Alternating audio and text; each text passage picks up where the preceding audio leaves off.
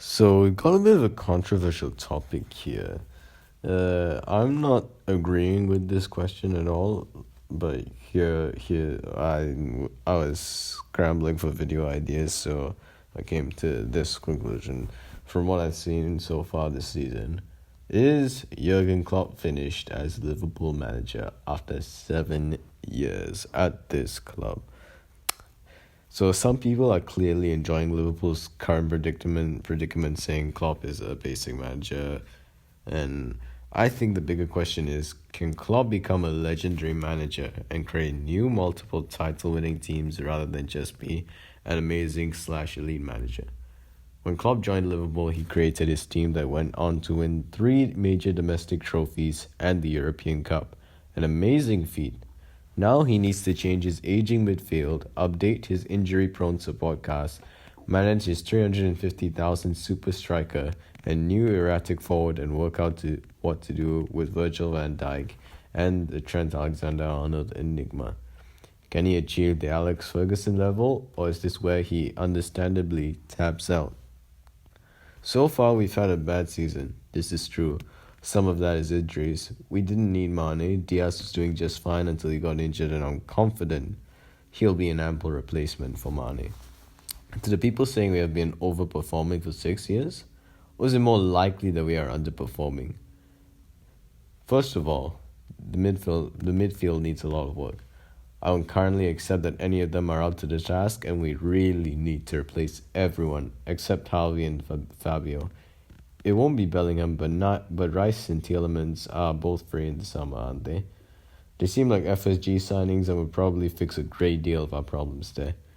Nunez has some talent there. You can see it in his movement and his link-up play. His issue is just composure. Before people write him off, I like to remind everyone that Suarez had a 5% shot conversion ratio in his first season, and he looked like he had no idea how to get the ball on target. But it worked out quite well once he adapted. I'm happy to give Nunez some more time. The sooner Konate and Matip are back, the better, because based on the form that Van Dijk and Gomez would not be in my starting 11. Neither would Robbo. I'd like to see Ramsey get some game time at right back and offer some competition for Trent, or maybe even play them both on the right so they can support and swap with each other. Finally, there's Klopp. He's having a bad time. I disagree with almost all of his starting 11 so far, but he didn't become a shit manager overnight. And if he was available, any team would take him, even the ones mocking him, because he took a wreck of a team to 3 Champions League finals in 8 years, winning one Europa League final, a few domestic cup finals, winning 2, and has been the only team to win a Premier League title from City. Should he have won more? Maybe, but as other teams are going to find out, City are an inhuman supernatural monster. You can literally have the greatest season in your club's entire history, and it will be totally forgotten because you still won't win the league while Pep is there. He's a far better manager than I ever gave him credit for. I get annoyed when I hear people talk about FSG investing in transfers, or lack thereof.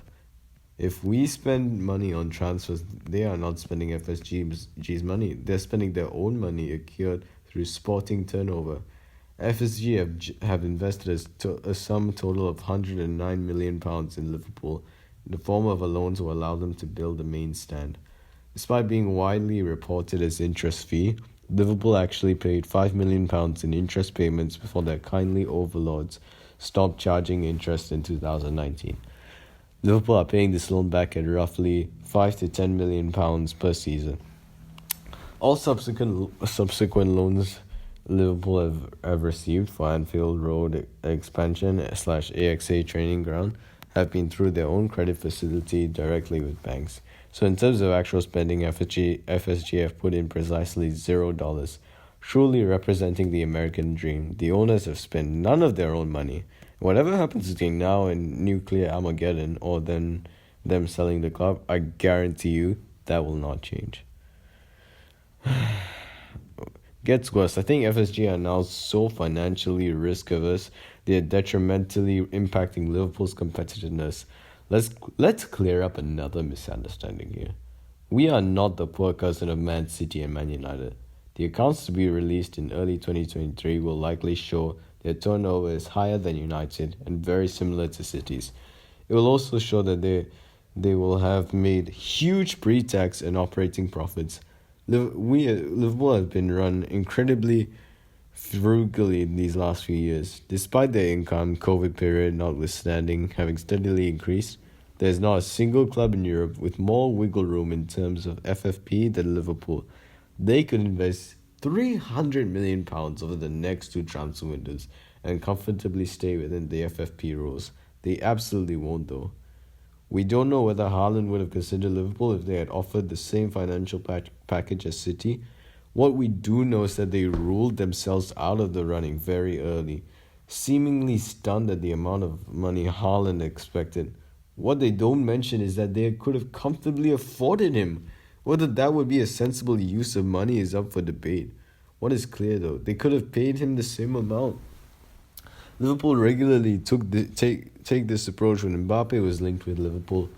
Klopp again made clear the figures being discussed made it impossible for LFC to purchase him. Klopp has also made clear that he is not the one making those decisions. Instead, FSG state the financial restrictions and he works within them. 2 years ago, when Liverpool were top of the league but had lost the entirety of their defence, everyone expected them to buy a centre-back.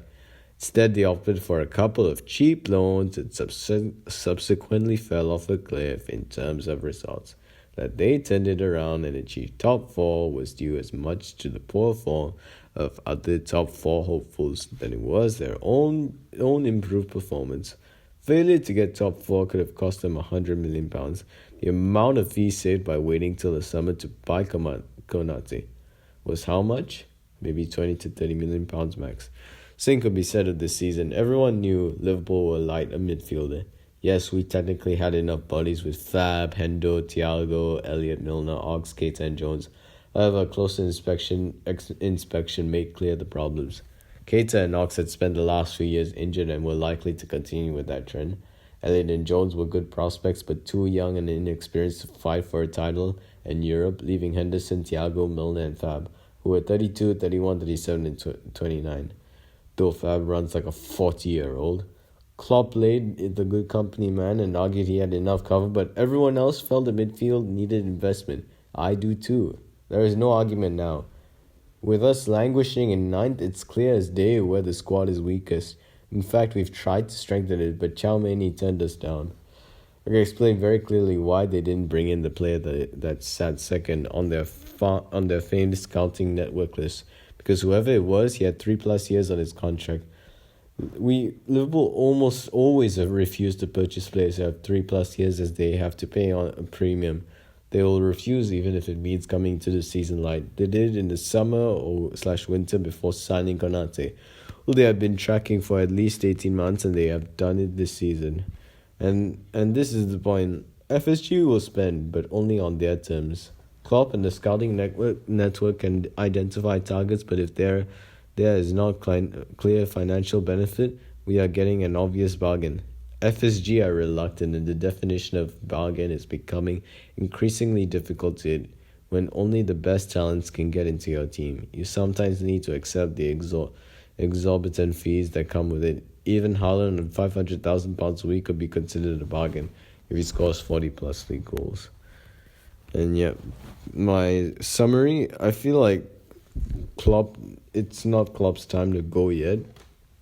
If he starts making the right decisions for matches and he applies the winning mentality and strength to go and winning mentality of Champions League matches into Premier League matches, we will be fine. But at the moment, it doesn't seem like we want to win anything at the Premier League, and we're probably just focusing on just doing the best in Champions League, which is not good, honestly. I just want us to do well in both competitions. Because if we don't get top 4 this year, I don't know. I don't know where to go from there. But yeah, overall, I think he can stay for the rest of the season, unless he gets his game back up. That's what I think. I'll see you in the next video.